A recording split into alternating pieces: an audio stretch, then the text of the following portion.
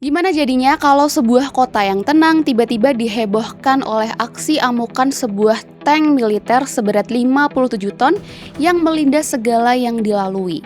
Itulah yang terjadi di jalanan San Diego, California pada tanggal 17 Mei 1995, di mana sebuah tank tempur bergerak dengan membabi buta, menghancurkan puluhan mobil, merobohkan tiang listrik, dan membuat pihak kepolisian merasa hopeless menghadapi monster baja tersebut selama hampir setengah jam.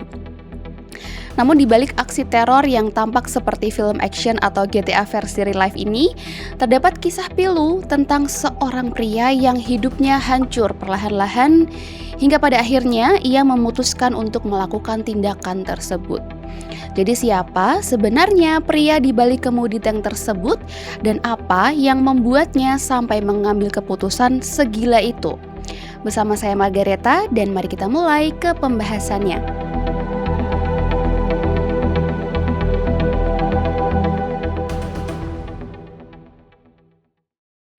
Pria yang kita bahas kali ini adalah Shawn Timothy Nelson. Dia lahir pada tanggal 21 Agustus 1959 dan tumbuh besar di kawasan Claremont, San Diego, California.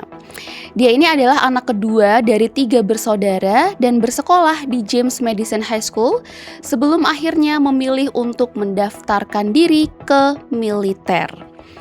Pada tahun 1978, Nelson bergabung dengan Angkatan Darat Amerika Serikat dan menjalani pelatihan di Fort Knox, yaitu pangkalan militer legendaris yang terkenal sebagai rumah bagi satuan lapis baja Amerika.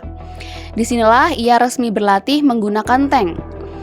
Setelah pelatihan, Nelson ditempatkan di Jerman bersama Satuan Armor Branch, yaitu unit tempur lapis baja Amerika, dan mengemudikan tank sebagai bagian dari tugasnya sehari-hari. Dan keahlian itulah yang puluhan tahun kemudian akan mengubah satu malam di San Diego menjadi sebuah kekacauan yang tidak terlupakan. Sayangnya, karir militer Nelson tidak berlangsung lama. Pada tahun 1980, ia dipulangkan dari dinas militer akibat berbagai masalah disiplin. Nah, meskipun begitu, ia tetap mendapatkan honorable discharge atau diberhentikan secara hormat. Setelah keluar dari militer, Nelson kembali ke San Diego dan memulai kehidupan baru sebagai tukang ledeng atau tukang pipa. Ia juga menikahi seorang perempuan bernama Susie Hellman pada tahun 1984 dan pada tahun 1991 ia berhasil mendirikan bisnis pipanya sendiri. Dari luar, hidupnya tampak berjalan dengan baik, tapi di balik itu semua, kehidupan Shawn Nelson perlahan mulai runtuh satu persatu. Pertama-tama, pada tahun 1988, ibunya meninggal dunia. Kemudian pada tahun 1990, Nelson sendiri mengalami kecelakaan sepeda motor yang cukup parah yang mengakibatkan cedera tulang belakang yang membuatnya harus dirawat di Sharp Memorial Hospital dan sayangnya cedera itu tidak sembuh dengan sempurna. Masalah punggung serta lehernya menjadi momok yang terus menghantuinya bertahun-tahun ke depan. Selain itu juga pada tahun 1991 istrinya Susie mengajukan cerai yang membuat pernikahan 6 tahun mereka akhirnya berakhir. Lalu 1 tahun setelahnya pada tahun 1992 ayahnya juga meninggal dunia. Lalu puncaknya pada bulan Juni di tahun 1994 mobil van dan seluruh peralatan ledeng atau pipanya juga dicuri. Dari situ, bisnis yang sudah ia bangun selama bertahun-tahun pun seketika lumpuh dalam semalam karena tanpa peralatan tidak ada pekerjaan yang bisa ia terima. Tagihan-tagihan menumpuk, beberapa hal seperti listrik dan air pun akhirnya diputus oleh pihak yang berwenang dan rumahnya juga terancam untuk disita.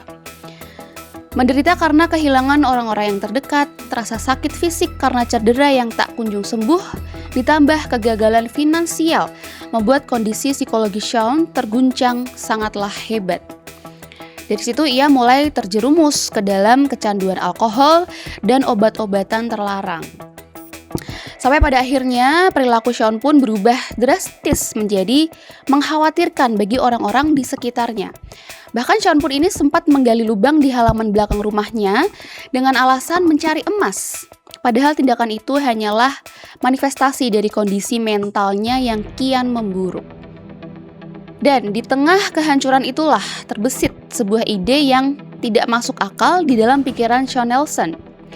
Pada sore hari tanggal 17 Mei 1995, Nelson berkendara menuju California Army National Guard Armory atau gudang senjata Garda Nasional yang berlokasi di Mesa College Boulevard di kawasan Linda Vista, San Diego.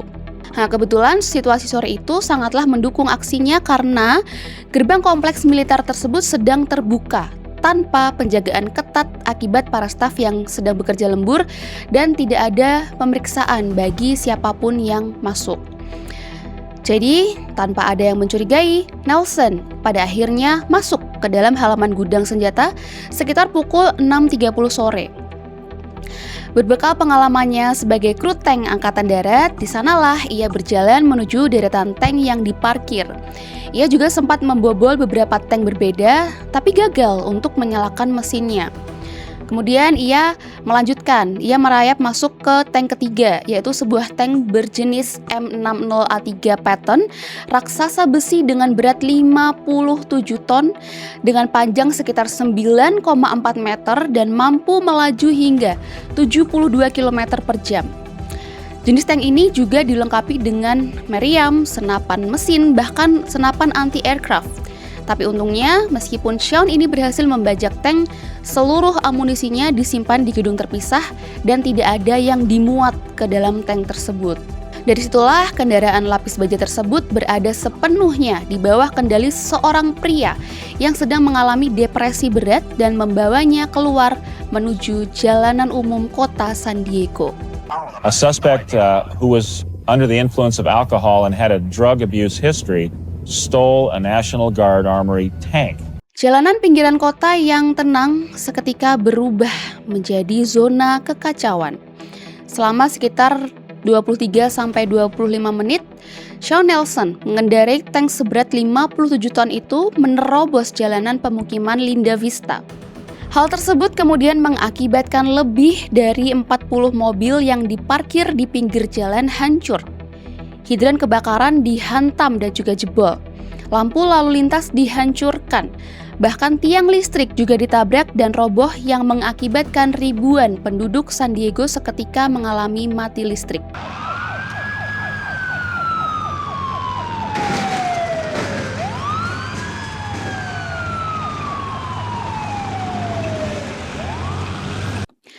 Dan yang paling menakjubkan, meskipun kekacauan yang ditimbulkan sangatlah besar, tidak ada satupun warga sipil yang terluka selama kerusuhan ini berlangsung. Seluruh insiden itu pun juga disiarkan secara langsung di berbagai media serta televisi.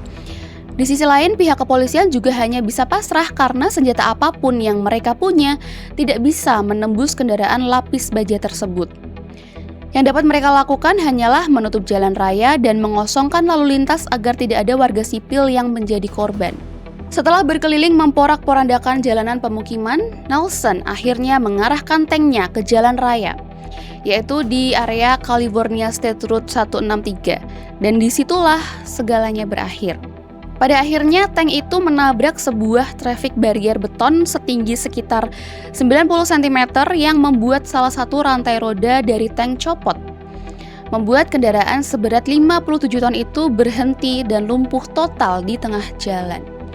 Melihat kesempatan emas ini, 4 petugas dari San Diego Police Department langsung turun tangan dan bergegas untuk memanjat naik ke atas tank. Mereka berusaha membuka palka yang terkunci penuh dari dalam, sampai pada akhirnya para petugas kepolisian berhasil membuka palka tersebut. Tapi di dalam tank, Nelson sendiri masih tetap menolak untuk menyerah. Dia terus menginjak pedal gas, memindahkan gigi transmisi, dan masih berusaha mati-matian untuk membebaskan tank dari beton pembatas. Puncaknya karena Sean ini menolak untuk angkat tangan dan menyerah ketika diperintah oleh para petugas, sedangkan di sisi lain para petugas ini juga was-was karena takut jika Nelson membawa senjata api yang akan sangat membahayakan. Maka dari itu salah seorang petugas akhirnya melepaskan tembakan yang mengenai bagian bahu Sean. Tembakan itulah yang akhirnya menyudahi seluruh drama pada hari itu. Nelson did not seriously hurt anyone before getting hung up on a freeway barrier.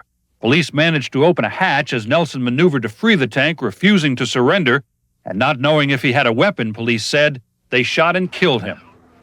Sean Nelson langsung dievakuasi dari dalam tank dan dilarikan ke rumah sakit. Namun karena luka-lukanya terlalu parah, Sean dinyatakan meninggal dunia malam itu juga pada usianya di 35 tahun. Hasil dari otopsi kemudian mengungkapkan bahwa kadar alkohol di dalam darahnya 3 kali lipat batas legal untuk mengemudi. Setelah insiden ini, California National Guard dinyatakan lalai dan bertanggung jawab secara penuh atas hukum dan kerusakan yang terjadi. Dengan total ganti rugi sebesar 149.201 US dollar untuk semua kerusakan properti dan para pemilik kendaraan yang hancur. Lebih dari itu, insiden ini memaksa militer Amerika untuk mengevaluasi ulang sistem keamanan mereka. Dan pada November 1996, California National Guard telah meningkatkan keamanan di seluruh armorinya dan juga memindahkan semua tank ke Fort Irwin dan Camp Roberts, 2 fasilitas militer yang jauh lebih aman dan terisolasi dari area publik. Nah, itu tadi kisah lengkap Sean Timothy Nelson, seorang mantan tentara, mantan tukang ledeng, dan seorang pria yang hidupnya benar-benar hancur berkeping-keping. Sampai pada akhirnya ia memutuskan untuk mencuri sebuah tank sebagai pelampiasan. Yang juga pada akhirnya berhasil mengubah hari Rabu yang biasa di San Diego menjadi salah satu peristiwa paling mengejutkan dalam sejarah kota itu dan bahkan dalam sejarah Amerika. You hit me, fool! Jadi gimana menurut kalian mengenai kisah Sean Nelson ini? Coba tulis pendapat kalian di kolom komentar. Sekian video kali ini, terima kasih sudah menonton sampai habis dan terima kasih juga bagi teman-teman semuanya yang sudah support channel ini. Jangan lupa untuk like dan subscribe untuk pembahasan hal-hal menarik lainnya. See you on the next video.